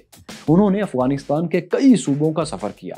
وہ جہاں جاتے مسجد میں کھڑے ہو کر جہاد کے حق میں پرجوش خطبات دیتے۔ یہ تقریریں سن کر لوگ جوک در جوک ان کے پاس آنے لگے۔ دیکھتے ہی دیکھتے مشک عالم اور محمد جان کے پرچم تلے ہزاروں افغان جمع ہو گئے۔ افغان صوبوں جیسا کہ وردک اور لوگر میں بھی اور اس کے علاوہ کئی جگہوں میں بھی بڑے بڑے قبائلی لشکر جمع ہونا شروع ہوئے۔ پھر ان لشکروں نے انگریزوں پر بڑے بڑے حملے شروع کر دیے۔ کابل کے قریب ٹیلی گراف کی تاریں کاٹ کر انگریز فوج کا ہندوستان سے رابطہ بھی توڑ دیا گیا۔ اس کے بعد افغانستان میں مختلف جگہوں پر تعینات چھوٹے چھوٹے برطانوی دستوں پر حملے شروع ہوئے۔ ان حملوں میں بہت سے برطانوی اور ہندوستانی فوجی مارے گئے یا وہ فرار ہو کر ہندوستان آ گئے۔ ان کارروائیوں کے بعد 60,000 افغانوں کا ایک لشکر جرار کابل پر قبضے کے لیے چل پڑا۔ کابل میں پہلے ہی بغاوت کی فضا بن چکی تھی اور عام شہری اس لشکر سے مل کر انگریزوں کا خاتمہ کرنے کے لیے بے چین تھے۔ انگریزوں کی اتنی زیادہ تعداد کے سامنے جنرل رابرٹس کے پاس صرف 7,000 فوج تھی۔ اس فوج کے ساتھ جو ہوا اس سے پہلے صرف کہانیوں میں ہوتا تھا۔ ہوا یہ دوستوں کہ افغان لشکر نے پہلے تو کابل پر آسانی سے قبضہ کر لیا۔ جنرل رابرٹس نے اپنے کچھ فوجی دستوں کو اس سے مقابلے کے لیے بھیجا، مگر افغانوں کے اتنے بڑے لشکر کے سامنے ان مٹھی بھر انگریزوں اور ہندوستانی سپاہیوں کی ایک نہ چلی۔ دونوں لشکروں میں کچھ جھڑپیں ہوئیں، لیکن انگریزوں کو ہر بار مار کھا کر پیچھے ہٹنا پڑا۔ ان جھڑپوں کے دوران افغانوں نے انگریزوں کی 4 توپیں بھی چھین لی۔ آخر پوری برطانوی فوج شیرپور چھونی میں کنٹونمنٹ میں اپنی دفاعی لائن کے پیچھے پناہ لینے پر مجبور ہو گئی۔ افغان لشکر نے کابل پر قبضہ کر لیا اور کابل کے شہری بھی اب ان سے آ کر مل گئے۔ جنرل رابرٹس کو ان کے جاسوسوں نے اطلاع دے دی کہ شہر میں 1 لاکھ کا لشکر جمع ہو چکا ہے۔ اس لشکر نے ان افغانوں نے شیرپور چھونی پر فیصلہ کن حملے کی تیاری شروع کر رکھی تھی۔ کابل کی مساجد سے جہاد کے اعلانات بھی ہونے لگے تھے۔ علماء افغانوں سے کہہ رہے تھے کہ اٹھو اور ان کافروں کا خاتمہ کر دو۔ ملا مشک عالم بھی اس وقت کابل پہنچ چکے تھے اور لوگوں کو جہاد کی تلقین کر رہے تھے۔ افغانوں نے شیرپور چھونی کو گھیرے میں لینا شروع کیا اور اس کے ارد گرد پہاڑوں پر مورچے سنبھال لیے۔ یوں 7,000 برطانوی فوج تقریباً 1 لاکھ افغانوں کے گھیرے میں آ گئی۔ یہ تقریباً وہی صورتحال تھی جو 1842 میں انگریز فوج کو کابل چھونی میں پیش آئی تھی۔ ٹائم بھی تقریباً وہی تھا، یعنی دسمبر کا مہینہ تھا، جب سخت سردی اور برف باری کی وجہ سے انگریزوں کا کابل سے ہندوستان فرار بھی ناممکن ہو چکا تھا۔ شیرپور چھونی ہی انگریزوں کی آخری پناہ گاہ تھی اب، اور وہ اسے چھوڑنے کا رسک نہیں لے سکتے تھے کیونکہ تاریخ ان کے سامنے تھی۔ اسی لیے جنرل رابرٹس چھونی کے حفاظتی انتظامات کو بہتر کرنے اور افغان حملے کا انتظار کرنے میں لگے رہے۔ انہوں نے ایک سخت قدم یہ اٹھایا کہ شیرپور چھونی کی تعمیر میں مدد دینے والے ہزارہ شہریوں کو چھونی سے نکال دیا۔ افغان جنگجوؤں نے چھونی سے نکالے گئے ان لوگوں میں سے زیادہ تر کو تشدد کا نشانہ بنایا اور بہت سے لوگوں کو ہلاک کر دیا۔ انگریز چھونی کا محاصرہ تقریباً 1 ہفتہ جاری رہا۔ 22 اور 23 دسمبر 1879 کی درمیانی رات چھونی کے قریب کوہ آسمائی کی پہاڑیوں سے کچھ شعلے بلند ہوئے جو کافی بلندی پر جا کر بجھ گئے۔ یہ افغانوں کے لیے حملہ شروع کرنے کا سگنل تھا۔ جلد ہی فضا فلک شگاف نعروں سے گونجنے لگی، ہر طرف سے چھونی پر بندوقوں اور توپوں سے حملہ شروع ہو گیا۔ اس گولہ باری کی آڑ میں ہزاروں افغان جنگجو اپنے سبز پرچم لہراتے ہوئے پہاڑوں سے اترے اور چھونی پر ٹوٹ پڑے۔ یہ بہت بڑی افغان فوج تھی، ہر طرف سے گولیوں کی بوچھاڑ آ رہی تھی اور کان پڑی آواز سنائی نہیں دیتی تھی۔ برطانوی فوج نے بھی اپنی مشین گنز، رائفلز اور توپوں سے جوابی فائر کھول دیا۔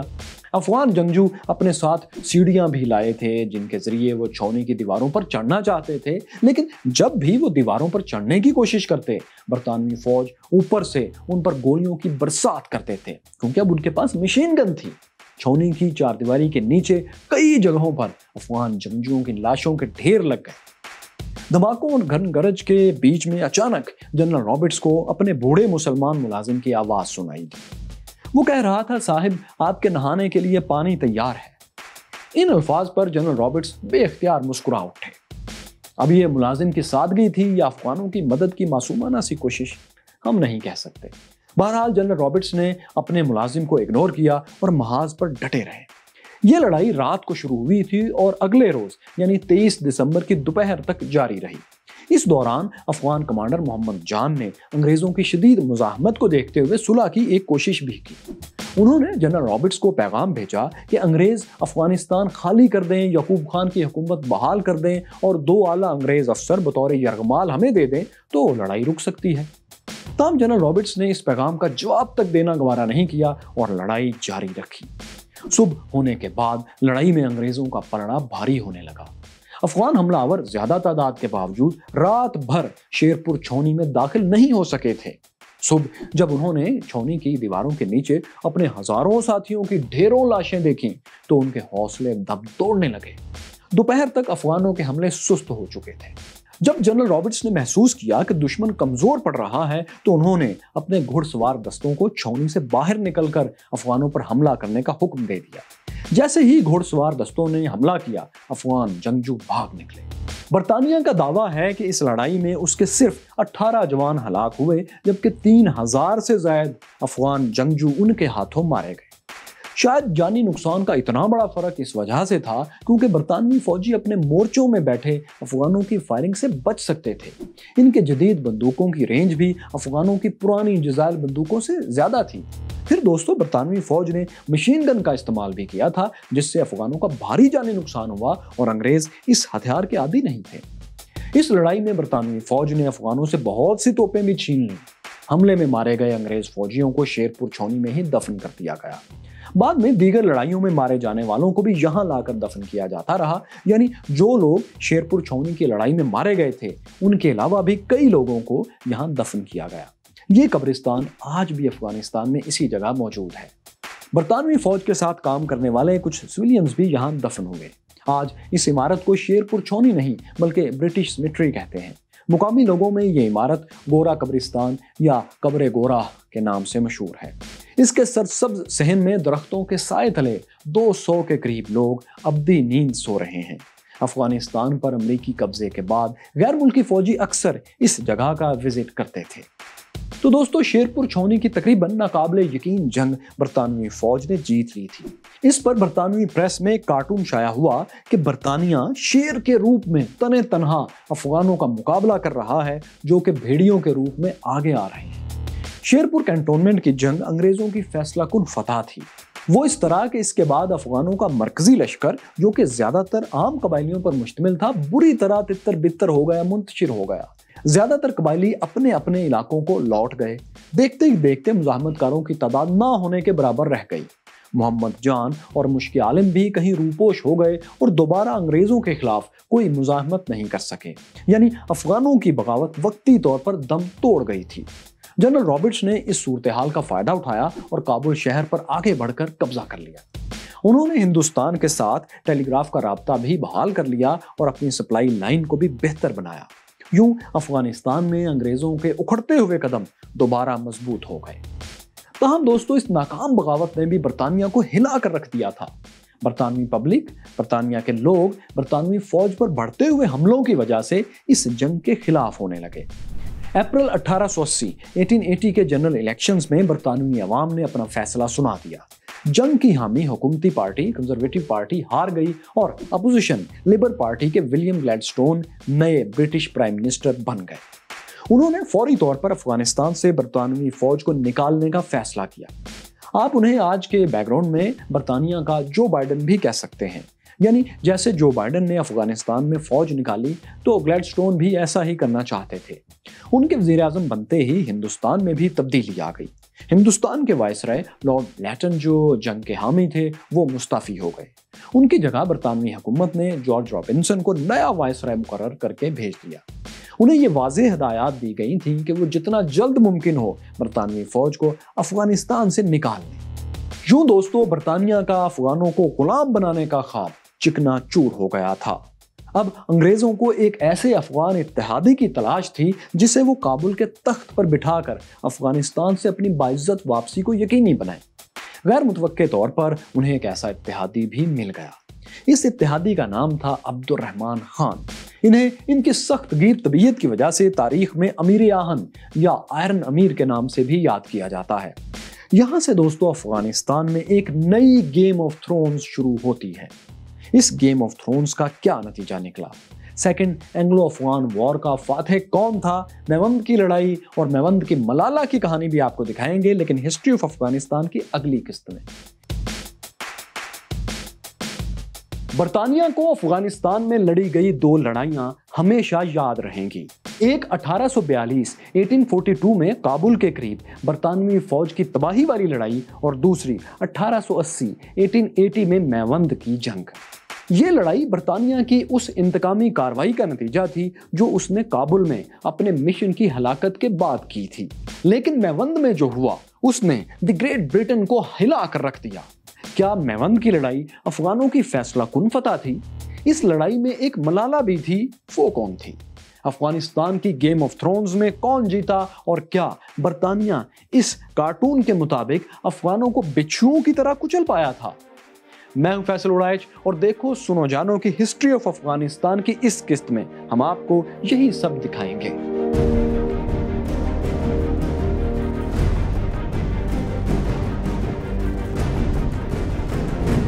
1880 में अफगानिस्तान की गेम ऑफ थ्रोन्स के सबसे अहम खिलाड़ी थे अब्दुर्रहमान खान। वो अफगानिस्तान के साबिक अमीर दोस्त मोहम्मद के पोते और उनके बाद बनने वाले अमीर शेर अली के भतीजे थे। उनके वालिद मोहम्मद अफजल खान ने अफगान तख्त के लिए शेर अली से तवील जंग लड़ी थी।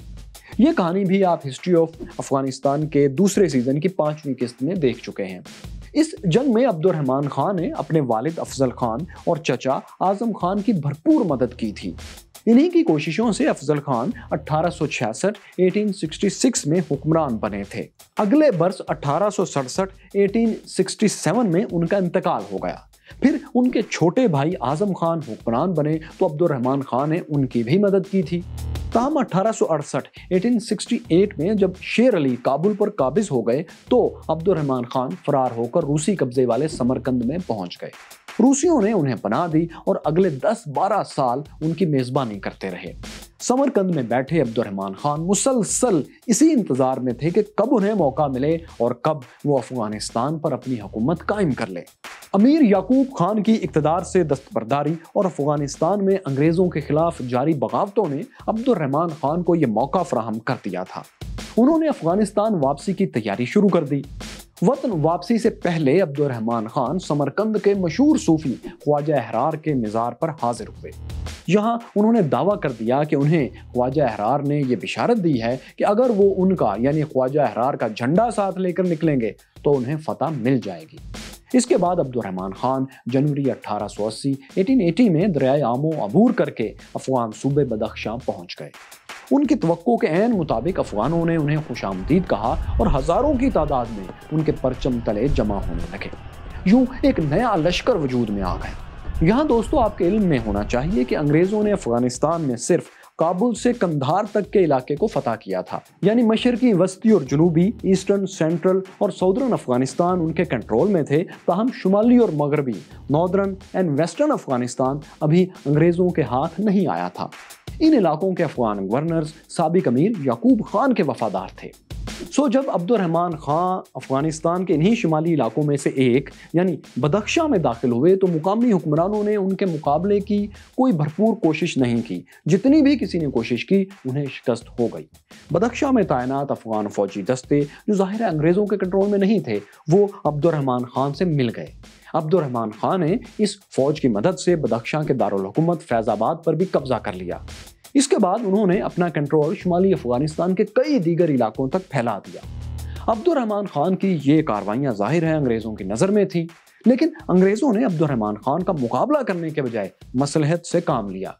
उन्हें लगा कि अब्दुर्रहमान खान ही वो इत्तेहादी हैं जो अंग्रेज़ों की अफगानिस्तान से बाइज्जत वापसी यकीनी बना सकते हैं। इसकी वजह यह थी कि काबुल के तख्त का एक और दावेदार भी सामने आ चुका था जो कि अंग्रेज़ों का खुला दुश्मन था। ये शख्स थे, ये अंग्रेज़ों के दुश्मन थे अयूब खान, जो साबिक अमीर याकूब खान के भाई और हिरात के गवर्नर थे। इन्होंने खुद को अफगानिस्तान का नया अमीर डिक्लेयर करके अंग्रेज़ों के खिलाफ जहाद का ऐलान कर दिया था, जबकि इनके मुकाबले में अब्दुर्रहमान खान जो शुमाली अफगानिस्तान में फतहयाब हुए थे, उनकी अंग्रेज़ों से फिलहाल कोई जंग नहीं हुई थी। हालांकि उनके पास इतनी फौज जमा हो चुकी थी कि वो काबुल पर हमला कर सकते थे।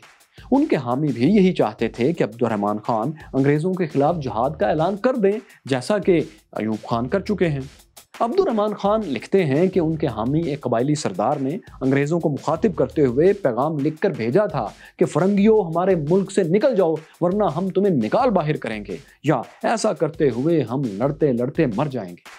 ایک اور سردار نے بھی یہ مطالبہ کیا تھا کہ افغانوں کی توپوں اور قلعوں کی تباہی کے معاوضے کے طور پر انگریز 100 کروڑ روپے ادا کریں ورنہ ہم ایک بھی انگریز کو زندہ پشاور نہیں پہنچنے دیں گے۔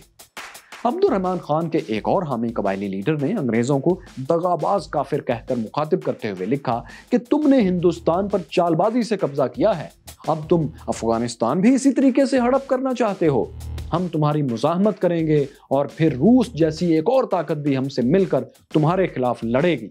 دوستو، یہ تھے عبد الرحمن خان کے حامیوں کے، ان کے ساتھیوں کے خیالات۔ تاہم عبد الرحمن خان نے مصلحتاً انگریزوں کے خلاف جہاد کا اعلان ابھی تک نہیں کیا تھا۔ ان کے اس انداز سے انگریزوں کو یہی تاثر ملا کہ عبد الرحمن خان انگریزوں سے کسی سمجھوتے کے لیے تیار ہیں۔ ویسے بھی عبد الرحمن خان اور ایوب خان ایک دوسرے کے دشمن تھے۔ دونوں کے والد یعنی شیر علی اور افضل خان افغانستان کے تخت کے لیے آپس میں جنگیں کر چکے تھے۔ اب اسی تخت کے لیے ان کے بیٹے بھی مد مقابل تھے۔ اس گیم آف تھرونز میں کنگ میکر، بادشاہ گھر کا کردار انگریزوں کے ہاتھ میں تھا، یعنی افغانستان کے اگلے امیر کا فیصلہ انہی نے کرنا تھا۔ ظاہر ہے انگریزوں نے عبد الرحمن کے حق میں فیصلہ دیا کیونکہ وہی تو سمجھوتے پر تیار دکھائی دیتے تھے۔ ایوب خان تو انگریزوں سے جہاد کے علاوہ اور کچھ نہیں چاہ رہے تھے۔ ہاں، انگریزوں کو ایک چھوٹی سی دوستو ہچکچاہٹ ضرور تھی، وہ یہ کہ عبد الرحمن خان چونکہ جلا وطنی کے دوران روسیوں کے مہمان رہ چکے ہیں اور خدشہ انگریزوں کو یہ تھا کہ وہ امیر بننے کے بعد برطانیہ کی مرضی کے خلاف کہیں روس سے بھی دوستی ہی نہ گانٹھ لیں، تو اس پر انگریزوں نے عبد الرحمن خان کو پیشکش کی کہ اگر وہ روس سے اپنا تعلق توڑ دیں تو وہ انہیں افغان امیر تسلیم کر لیں گے، بلکہ وہ انہیں بادشاہ بنا دیں گے افغانستان کا۔ عبد الرحمن خان اس پر تیار ہو گئے اور اقتدار کی منتقلی کے لیے انگریزوں سے باقاعدہ مذاکرات انہوں نے شروع کر دیے۔ انہی مذاکرات کے دوران عبد الرحمن خان شمالی افغانستان سے پیش قدمی کر کے کابل کے قریب چاریکار کے علاقے میں پہنچ گئے۔ 20 جولائی کو چاریکار میں افغان علماء اور قبائلی سرداروں نے ان کے ہاتھ پر بیعت کی اور انہیں افغانستان کا نیا امیر تسلیم کر لیا۔ اس کے 2 روز بعد 22 جولائی کو انگریزوں نے بھی کابل میں ایک تقریب منعقد کر کے انہیں افغانستان کا امیر ڈکلیئر کر دیا۔ اب عبد الرحمن خان امیر عبد الرحمن خان کہلانے لگے۔ تاہم ابھی امیر اور انگریزوں کے درمیان کچھ شرائط ہونا باقی تھی۔ امیر عبد الرحمن انگریزوں کو خط لکھ کر کہہ رہے تھے کہ میرے لوگ پوچھتے ہیں کہ ہماری ریاست کی حدود کیا ہوں گی، اس میں قندھار بھی شامل ہوگا یا نہیں؟ برطانوی حکومت کی دوستی کے بدلے ہمیں آپ کے کس دشمن کو پیچھے دھکیلنا ہوگا؟ برٹش حکومت انہیں اور ان کے ہم وطنوں کو کیا فائدہ پہنچائے گی اور اس کے بدلے میں ہم سے کیسی خدمات، کیسی سروسز آپ لوگ چاہتے ہیں؟ امیر عبد الرحمن خان کا دعویٰ ہے کہ ان کے پاس چاریکار میں 3 لاکھ جنگجو جمع ہو چکے تھے۔ یہ جنگجو برطانیہ سے لڑنے پر تیار تھے، لیکن امیر نے انہیں جواب دیا کہ اس کی کوئی ضرورت نہیں کیونکہ انگریز تو خود انہیں دعوت دے رہے ہیں کہ وہ آ کر کابل کا تخت سنبھال لیں۔ لیکن دوستو، ابھی انگریزوں اور نئے امیر کے درمیان کوئی ڈیل فائنل نہیں ہوئی تھی کہ اس کھیل کے تیسرے کھلاڑی ایوب خان نے اپنی موو کر دی۔ وہ ہرات سے نکلے اور قندھار فتح کرنے چل دیے۔ پھر ایک ایسی لڑائی ہوئی دوستو جو افغان تاریخ میں لیجنڈ بن گئی۔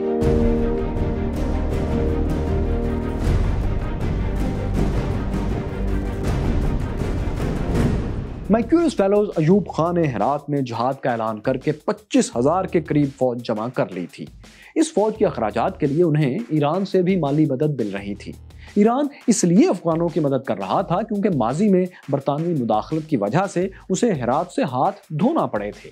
اب شاید وہ ایوب خان کی مدد کر کے انگریزوں سے پرانا حساب چکتا کرنا چاہتا تھا۔ تو اب ایران کی مدد سے ایوب خان نے یہ لشکر تیار کیا اور قندھار پر قبضے کے لیے چل پڑے۔ اس وقت قندھار پر انگریزوں کی حکومت تھی۔ قندھار میں چند ہزار انگریز اور ہندوستانی فوجی تعینات تھے۔ ایوب خان کو یقین تھا کہ وہ اس فوج کو بآسانی شکست دے کر قندھار پر قبضہ کر لیں گے۔ جب انگریزوں کو ایوب خان کی پیش قدمی کا علم ہوا تو قندھار سے ایک فوجی دستے کو ان کے مقابلے کے لیے آگے بھیجا گیا۔ 25,000 افغانوں اور ان کی 30 سے زائد توپوں کے مقابلے میں یہ دستہ صرف 2,500 جوانوں پر مشتمل تھا، جس کے پاس محض چند توپیں تھیں۔ اتنی کم تعداد میں فوج بھیجے جانے کی وجہ انٹیلیجنس کی معلومات کی کمی تھی۔ انگریز نہیں جانتے تھے کہ ایوب خان کا لشکر ان سے بہت بڑا ہے، مطلب کتنی تعداد میں ہے یہ ان کے علم میں نہیں تھا۔ انہیں افغانوں کی اصل تعداد اس وقت معلوم ہوئی جب 27 جولائی 1880 27 جولائی 1880 کو میوند کے نزدیک دونوں فوجیں آمنے سامنے آئیں۔ میوند قندھار شہر کے شمال مغرب میں تقریباً 80 کلومیٹر دور ایک چھوٹا سا گاؤں ہے۔ اسی گاؤں کی مناسبت سے اس جنگ کو میوند کی لڑائی کا نام دیا گیا ہے۔ جب لڑائی شروع ہوئی تو دونوں فوجوں میں طاقت کا فرق جلد ہی نظر آنے لگا۔ افغانوں کے پاس چونکہ زیادہ توپیں تھیں، تعداد زیادہ تھی، چنانچہ انہوں نے شدید بمباری کر کے انگریزوں کے کشتوں کے پشتے لگا دیے۔ افغان سپاہیوں نے تعداد میں زیادہ ہونے کی وجہ سے جلد ہی انگریز فوج کو گھیرے میں لے لیا۔ پھر افغانوں نے ایک بھرپور حملہ کیا اور برطانوی فوج بھاگ گئی۔ تقریباً 100 کے قریب انگریز بھاگنے کی کوشش میں ایک عمارت میں افغانوں کے گھیرے میں بھی آ گئے۔ افغانوں نے اس عمارت پر دھاوا بول دیا، لیکن انگریزوں نے ڈٹ کر مقابلہ کیا۔ دونوں طرف سے گولیاں برسنے لگیں۔ انگریزوں کے ساتھ ایک کتا بھی تھا جس کا نام بابی تھا۔ یہ کتا بھی اس لڑائی میں زخمی ہوا، لیکن آخر میں 11 فوجی افغانوں کا گھیرا توڑ کر اس کتے سمیت بھاگنے میں کامیاب ہو گئے۔ اس کے علاوہ باقی تمام انگریزوں کو افغانوں نے ہلاک کر دیا۔ میوند کی لڑائی صرف 3 گھنٹوں میں ختم ہو گئی تھی۔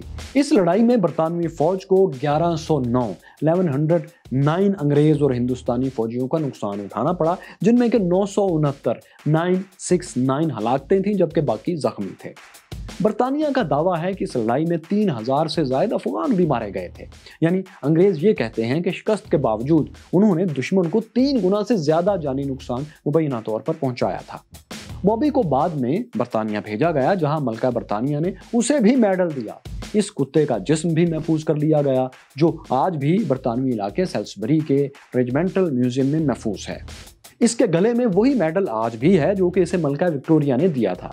میوند کی لڑائی میں حصہ لینے والے سابق فوجی بعد میں بھی مدتوں اس کتے کو دیکھنے آتے رہے اور اس کے ساتھ تصویریں بنواتے رہے۔ بابی کے نام کا یادگاری سکہ بھی برطانیہ میں جاری کیا گیا۔ میوند کی شکست برطانیہ میں اتنی مشہور ہوئی کہ اس کی جھلک انگلش لٹریچر میں بھی نظر آنے لگی۔ برطانیہ کے مشہور افسانوی جاسوسی کردار شرلک ہومز کے دوست ڈاکٹر واٹسن کا تعلق بھی میوند کی لڑائی سے جوڑا گیا۔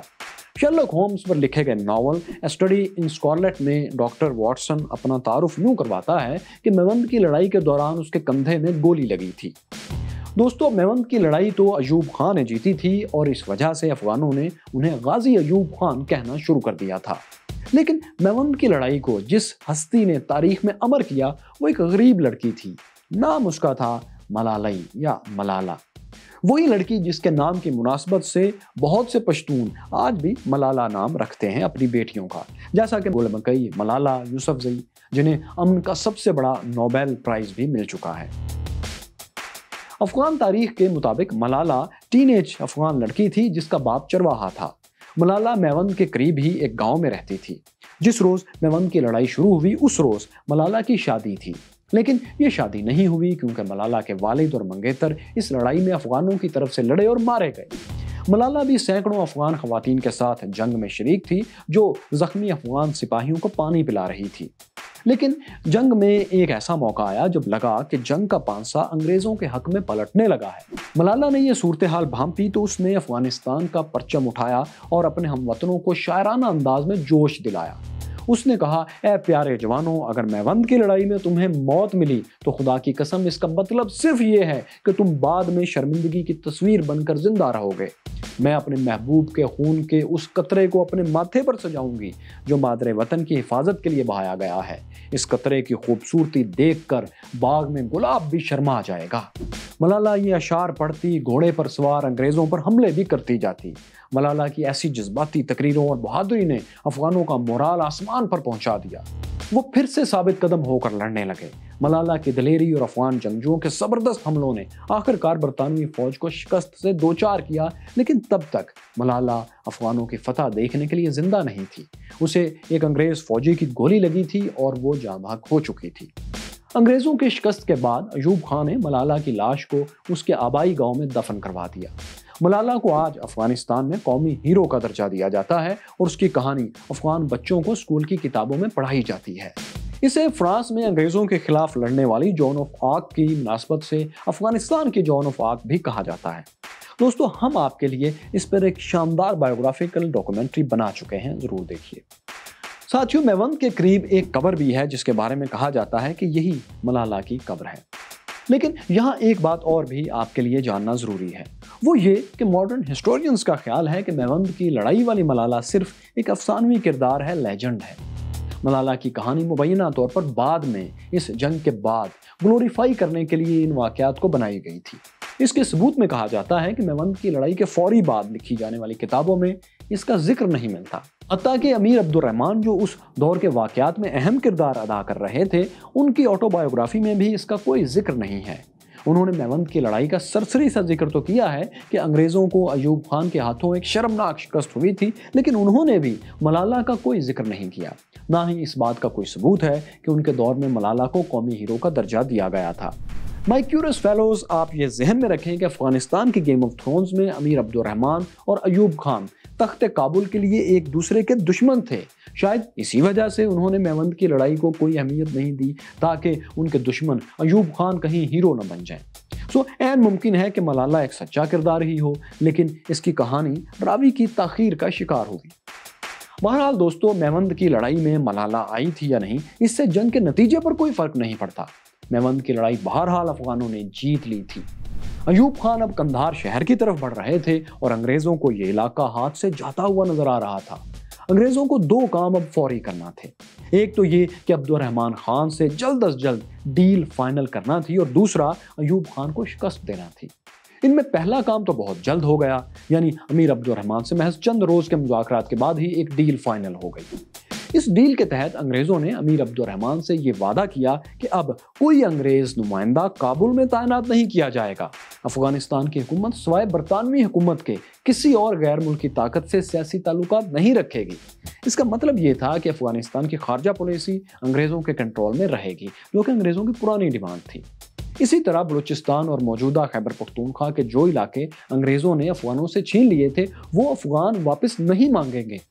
अंग्रेजों ने पहले ही वाज़ेह कर दिया था कि वो इन इलाकों पर अब कोई मुज़ाकरात नहीं चाहते।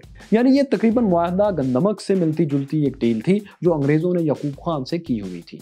फर्क सिर्फ ये था कि इस बार अंग्रेज अपना कोई नुमाइंदा काबुल नहीं भेज रहे थे, जैसा कि उन्होंने पहले लुइस क्वागनारी को भेजा था। अंग्रेजों ने यह वादा भी किया कि वो किसी भी बैरूनी हमले की सूरत में अफगानिस्तान की मदद करेंगे। इसके अलावा अब्दुर्रहमान खान को 10 लाख रुपए ग्रांट और कुछ तोपें भी दी जाएंगी, ये भी तय हुआ। ये डील फाइनल होने के चंद रोज बाद अब्दुर्रहमान खान काबुल पहुंच गए। अंग्रेजों ने शेरपुर छावनी, किला बाला हिसार और दीगर पोजीशंस को खाली कर दिया। अंग्रेजों ने 30 तोपें और काबुल का तमाम शाही खजाना अमीर अब्दुर्रहमान के हवाले कर दिया। इसके अलावा अंग्रेजों ने उन्हें वादे के मुताबिक 10 लाख रुपए भी गिफ्ट किए। काबुल का कंट्रोल अमीर अब्दुर्रहमान के हवाले करने के बाद अंग्रेजों ने अयूब खान पर तवज्जो दी। मेवंद की लड़ाई के बाद बरतानिया में अफगानों से नफरत का जो माहौल था, वो बरतानवी प्रेस में शाया होने वाले इस कार्टून से साफ जाहिर है। 11 अगस्त 1880 को शाया होने वाले इस कार्टून में देखा जा सकता है कि अफगान बिच्छुओं की तरह हैं जिन्हें बरतानिया अपने बूटों से कुचल रहा है। तो नफरत के इस माहौल में जनरल रॉबर्ट्स को हुक्म मिला कि वो काबुल से कंधार जाएं और अयूब खान का मुकाबला करें। यूं अफगान कमांडर अयूब खान का सामना अब बरतानिया के सबसे तजर्बाकार जनरल से होने जा रहा था, जिसे नए अफगान अमीर की भी भरपूर हमायत हासिल थी। इस जंग का अंजाम क्या हुआ?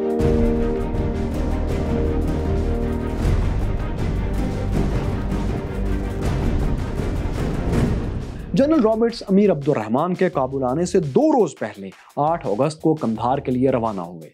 उनके साथ अमीर अब्दुर्रहमान के भेजे हुए कुछ नुमाइंदे भी थे जो रास्ते में अफगान कबाइल को हुक्म देते जाते थे कि वो इस फौज को यानी अंग्रेज फौज को नुकसान ना पहुंचाएं। कबाइल को यह हुक्म भी दिया गया कि वो अंग्रेज फौज को खाना फराहम करें। अफगानों ने अपने नए अमीर अब्दुर्रहमान के इस हुक्म पर लब्बैक कहा और रास्ते भर अंग्रेज फौज की मदद करते रहे। इसी वजह से जनरल रॉबर्ट्स बाहिफाजत कंधार पहुंच गए। ये मदद वाली बात दोस्तों अमीर अब्दुर्रहमान ने खुद अपनी बायोग्राफी में अपनी किताब में लिखी है, जिसके रेफरेंसेस आप स्क्रीन पर देख रहे हैं। जब जनरल रॉबर्ट्स कंधार जा रहे थे तो अयूब खान उनसे पहले कंधार पहुंचकर उसका मुहासरा कर चुके थे। ताहम शहर में मौजूद बरतानवी फौज की सख्त मुजाहमत की वजह से वो इस पर अभी तक कब्जा नहीं कर पाए थे। اس دوران انہیں جنرل رابرٹس کی آمد کی اطلاع ملی تو انہوں نے محاصرہ ختم کر کے دفاعی پوزیشن لے لی۔ انہوں نے قندھار کے قریب ہی ایک گاؤں پیر پیمال اور کچھ دیگر بستیوں کی آڑ میں اپنا کیمپ لگا لیا۔ افغانوں نے ان آبادیوں میں گھروں کی چھتوں پر مورچے بنا لیے۔ اب انہیں جنرل رابرٹس کی آمد کا انتظار تھا۔ جنرل رابرٹس اپنی فوج کے ساتھ 31 اگست کو قندھار پہنچے۔ اگلے روز 1 ستمبر 1880 کو جنرل رابرٹس اور جنرل ایوب کے درمیان ایک فیصلہ کن لڑائی ہوئی۔ جنرل رابرٹس کے پاس 15,000 فوج اور 36 توپیں تھیں۔ افغانوں کا لشکر تعداد میں کچھ ہی زیادہ تھا۔ لڑائی شروع ہوئی تو جلد ہی آبادیوں کے اندر اور کھلے میدان میں دونوں جگہ گھمسان کا رنگ پڑا۔ دونوں طرف سے بہادروں نے خوب جوہر دکھائے۔ تاہم اس فیصلہ کن اور تاریخی جنگ کا فیصلہ صرف 3 گھنٹوں میں ہو گیا۔ انگریزوں نے افغان فوج کو ایوب خان کی فوج کو شکست فاش دے کر بھاگنے پر مجبور کر دیا۔ میوند کی لڑائی کا فیصلہ بھی 3 گھنٹوں میں ہوا تھا اور قندھار کی جنگ بھی 3 گھنٹوں ہی میں ختم ہوئی، بس نتیجہ تھوڑا مختلف تھا۔ اس بار انگریز فاتح رہے تھے۔ اس فتح کے بعد انگریزوں نے ایوب خان کے کیمپ پر بھی قبضہ کر لیا۔ اس کیمپ میں عورتیں دوپہر کا کھانا تیار کر رہی تھیں۔ گوشت سے بھری ہانڈیاں چولہوں پر چڑھائی جانے والی تھیں۔ برتنوں میں گھنا ہوا آٹا تیار تھا، لیکن انگریزی فوج کے حملے نے افغانوں کا لنچ پروگرام کینسل کروا دیا۔ کیمپ والے یہ کھانا بھی جوں کا توں چھوڑ کر بھاگ نکلے۔ تاہم افغان بھاگتے ہوئے انگریزوں کے لیے کھانے کے ساتھ ساتھ ایک سرپرائز بھی چھوڑ کر گئے تھے، جس نے ان کی فتح کا مزہ کافی کرکرا کر دیا۔ کیمپ میں ایک انگریز افسر لیفٹیننٹ میکلن کی لاش پڑی تھی، جو غالباً میوند کی لڑائی کے دوران گرفتار ہوئے تھے۔ انہیں گلا کاٹ کر مارا گیا تھا۔ انگریزوں کا دعویٰ ہے کہ انہوں نے صرف قندھار سے پیر پیمال تک 600 افغان جنگجوؤں کی لاشیں دفن کی، یعنی افغانوں کا نقصان اس سے بھی کہیں زیادہ تھا ان کے مطابق، جبکہ انگریزوں کے صرف 40 سپاہی 40 سولجرز ہلاک ہوئے ان کے دعوے کے مطابق۔ قندھار کی فتح کے ذریعے انگریزوں نے میوند کی شکست کا بدلہ لے لیا تھا۔ ایوب خان شکست کھا کر ہرات فرار ہو چکے تھے۔ انگریزوں نے ان کا تعاقب نہیں کیا اور یوں برطانیہ اور افغانستان کی دوسری جنگ سیکنڈ اینگلو افغان وار اپنے انجام کو پہنچ گئی۔ اس کے بعد انگریزوں نے افغانستان کو تیزی سے خالی کرنا شروع کر دیا۔ اپریل 1881 میں انگریزوں نے افغانستان میں اپنے قبضے والا آخری علاقہ یعنی قندھار بھی افغانوں کے حوالے کر دیا۔ حالانکہ کچھ انگریز یہ چاہتے تھے کہ قندھار کو برٹش انڈیا کا حصہ بنا لیا جائے، لیکن انگریزوں کے اتحادی امیر عبدالرحمان اسے اپنی ریاست میں شامل کرنے میں کامیاب رہے۔ جیسا کہ ہم نے پہلے آپ کو دکھایا ہے کہ وہ انگریزوں سے قندھار کے بارے میں پوچھ رہے تھے۔ وہ کہتے تھے کہ قندھار شاہی خاندان یعنی درانی قبیلے کا گھر ہے، ایسے شہر کے بغیر ان کی سلطنت ادھوری رہے گی، اس کی کوئی ویلیو نہیں ہوگی۔ تو انگریزوں نے امیر عبدالرحمان کو خوش کرنے کے لیے قندھار ان کے حوالے کر دیا۔ یوں افغانستان پر برطانوی قبضہ مکمل طور پر ختم ہو گیا۔ مائیکیورس فیلوز انگریز افغانوں کو اپنی سوچ کے مطابق کیڑے مکوڑوں کی طرح کچل تو نہیں پائے تھے، لیکن اس جنگ میں انہیں فیس سیونگ بہرحال مل گئی تھی۔ انہوں نے افغانستان میں زیادہ تر لڑائیاں جیت لی تھیں۔ قندھار کی آخری لڑائی میں بھی انہیں فتح ملی تھی۔ کابل کے تخت پر ان کی مرضی کا حکمران بیٹھا تھا۔ افغانستان کی خارجہ پالیسی سمیت موجودہ خیبر پختونخوا اور بلوچستان کے کئی علاقے بھی ان کے قبضے میں آ چکے تھے۔ افغان ہسٹری میں یہ پہلی اور شاید اب تک آخری بار تھا کہ کوئی سپر پاور اتنے فیوریبل حالات میں افغانستان سے نکلنے میں کامیاب ہوئی تھی، لیکن اس کامیابی کی انہوں نے بھاری قیمت بھی چکائی تھی۔ ویسٹرن ہسٹورین جوناتھن لی لکھتے ہیں کہ یہ جنگ برطانیہ کی کوئی شاندار فتح نہیں تھی۔ اس لڑائی میں کوگناری اور 3 دوسرے برطانوی افسر اپنے محافظوں سمیت مارے جا چکے تھے۔ شیرپور چھاؤنی پر قبضے کی لڑائی بھی انگریزوں نے بہت مشکل سے جیتی تھی۔ اسی طرح میوند کی شکست اور افغانوں کی طرف سے قندھار کا محاصرہ بھی برطانوی فوجی وقار کے لیے بہت بڑے دھچکے تھے۔ اس جنگ کی وجہ سے ہندوستان کے وائسرائے لارڈ لیٹن بھی مستعفی ہونے پر مجبور ہوئے تھے۔ سیکنڈ اینگلو افغان وار نے برطانوی خزانے کے 17 ملین پاؤنڈز یعنی 1 کروڑ 70 لاکھ پاؤنڈز بھی نگل لیے تھے۔ یہ رقم جنگ سے پہلے لگائے گئے اندازوں سے 3 گنا زیادہ تھی۔ یعنی دیکھا جائے تو یہ جنگ افغانوں اور انگریزوں دونوں کو بہت بھاری پڑی تھی۔ اس جنگ کا سب سے زیادہ فائدہ ہوا جنرل رابرٹس کو۔ قندھار میں شاندار فتح نے انہیں انگریزوں کا ہیرو بنا دیا۔ انہیں برطانیہ میں ملکہ وکٹوریہ نے اپنا خاص مہمان ٹھہرایا۔ برطانوی پارلیمنٹ نے ان کا شکریہ ادا کیا۔ انہیں اعزازی تلواریں پیش کی گئیں۔ ان کے نام پر ایک فوجی میڈل تیار کیا گیا جسے رابرٹ سٹار کا نام دیا گیا۔ یہ میڈل ان تمام فوجیوں کو دیا گیا جنہوں نے رابرٹس کے ساتھ کابل سے قندھار کی طرف مارچ کیا تھا۔ حتیٰ کہ جنرل رابرٹس کے گھوڑے کو بھی یہ میڈل دیا گیا۔ یہی نہیں، جنرل رابرٹس کو بیرن رابرٹس آف قندھار کا ٹائٹل اور فیلڈ مارشل کا عہدہ بھی ملا۔ انہیں 19th سینچری کے کامیاب ترین برٹش جنرلز میں سے ایک سمجھا جاتا ہے۔ انگریزوں کے افغانستان چھوڑنے کے بعد بھی افغانستان میں حکومت کی لڑائی دوستوں ختم نہیں ہوئی۔ ایوب خان جو قندھار کی شکست کے بعد ہرات لوٹ گئے تھے، وہ نیا لشکر تیار کرنے لگے۔ انگریزوں کے افغانستان سے نکلنے کے چند ماہ بعد یعنی 1881 میں ہی ایوب خان نے قندھار پر دوبارہ حملہ کیا اور اس بار اس پر قابض ہو گئے۔ قندھار کے علماء نے بھی ایوب خان کی حمایت کر دی اور امیر عبد الرحمن کے خلاف فتوے جاری کر دیے۔ ان فتووں میں امیر عبد الرحمن کو انگریزوں کا دوست قرار دیتے ہوئے ان کی حکومت کو ناجائز حرام قرار دیا گیا۔ امیر عبد الرحمن کو جب قندھار کے حالات کی خبر ہوئی تو وہ کابل سے فوج لے کر نکلے اور قندھار پر حملہ آور ہوئے، جبکہ ایک اور لشکر کو انہوں نے شمالی افغانستان کی طرف سے ہرات پر حملے کے لیے بھیج دیا۔ قندھار کے قریب ایوب خان اور امیر عبد الرحمن کا آمنا سامنا ہوا۔ اس لڑائی میں امیر عبد الرحمن کو فیصلہ کن فتح ملی۔ امیر عبد الرحمن کے فوجیوں نے قندھار پر قبضہ کر لیا اور شہر کو جی بھر کر لوٹا۔ اس کے بعد امیر عبد الرحمن کے خلاف فتویٰ دینے والے علماء سے بھی انتقام لیا گیا۔ ان میں سے کچھ علماء جان بچانے کے لیے خرقہ شریف کی عمارت میں پناہ لیے ہوئے تھے۔ آپ جانتے ہیں کہ اس عمارت میں پیغمبر اسلام کا ایک چوغہ شریف محفوظ ہے، اس لیے افغان اس عمارت کو بہت مقدس سمجھتے تھے۔ علماء کا خیال تھا کہ امیر عبد الرحمن اس مقدس عمارت پر حملہ نہیں کریں گے۔ ان کا خیال غلط تھا۔ امیر عبد الرحمن کے حکم پر افغان سپاہی ان علماء کو گھسیٹتے ہوئے عمارت سے باہر لے آئے۔ پھر افغان امیر نے خود تلوار لے کر ان علماء کے سر قلم کر دیے۔ ادھر امیر عبد الرحمن کے بھیجے ہوئے دوسرے لشکر نے ایوب خان کے گڑھ ہرات پر بھی قبضہ کر لیا۔ ایوب خان قندھار میں شکست اور ہرات ہاتھ سے نکل جانے کے بعد افغانستان میں ٹھہر نہیں سکے۔ وہ ایران فرار ہو گئے۔ وہاں سے انہوں نے 1886 میں ایک بار پھر افغانستان میں داخل ہونے کی کوشش کی، مگر افغان فوج نے انہیں ایک دفعہ پھر مار کر واپس دھکیل دیا۔ ایوب خان ایران لوٹ گئے اور افغانستان کا بادشاہ بننے کی امید انہوں نے چھوڑ دی۔ پھر یوں ہوا کہ ایران میں انہیں انگریزوں کا پیغام ملا کہ وہ ہندوستان آ جائیں اور جلا وطنی کی زندگی انگریزوں کی پناہ میں گزار لیں۔ ایوب خان نے نہ جانے کیوں یہ آفر قبول کر لی اور ہندوستان چلے آئے اور باقی زندگی یہیں گزار دی۔ 1914 میں ان کا انتقال ہوا۔ پشاور کے وزیر باغ روڈ پر شیخ حبیب بابا کا مزار ہے۔ اس مزار کے احاطے میں سنگ مرمر کی بنی اس قبر کے نیچے فاتح میوند ایوب خان ابدی نیند سو رہے ہیں۔ مائیکیورس فیلوز افغانستان کی گیم آف تھرونز امیر عبد الرحمن نے جیت لی تھی۔ اب کابل کے تخت پر وہ براجمان تھے، لیکن یہ تخت ان کے لیے پھولوں کی سیج تو تھا ہی نہیں، یہ تو کانٹوں کا بستر تھا۔ امیر عبد الرحمن کو جو افغانستان ملا تھا وہ کیاؤس کا شکار تھا۔ کسی علاقے میں مرکزی حکومت کی رٹ ہی نہیں تھی، ہر طرف بغاوتیں تھیں اور طاقت کی لڑائیاں جاری تھیں۔ حالت یہ تھی کہ افغانستان کو ایک ملک کے طور پر قائم رکھنا مشکل نظر آ رہا تھا، لیکن امیر عبد الرحمن کے پاس ایک فارمولا تھا جو انہوں نے 18ویں صدی 18th سینچری کے روسی حکمران پیٹر دا گریٹ سے سیکھا تھا۔ یہ فارمولا انہوں نے افغانستان میں اپلائی کیا۔ یہ فارمولا کیا تھا؟ Peter the great formula. Afghanistan میں ہزارہ قبائل کی نسل کشی کیسے ہوئی، کیوں ہوئی اور یہ افغانائزیشن کیا تھی، یہ سب آپ کو دکھائیں گے، لیکن ہسٹری آف افغانستان کی اگلی قسط میں۔ ہسٹری آف افغانستان کی اس شاندار ڈاکومنٹری سیریز کو دوستو اگر آپ نے شروع سے نہیں دیکھا تو اس پلے لسٹ پر ٹچ کر لیں۔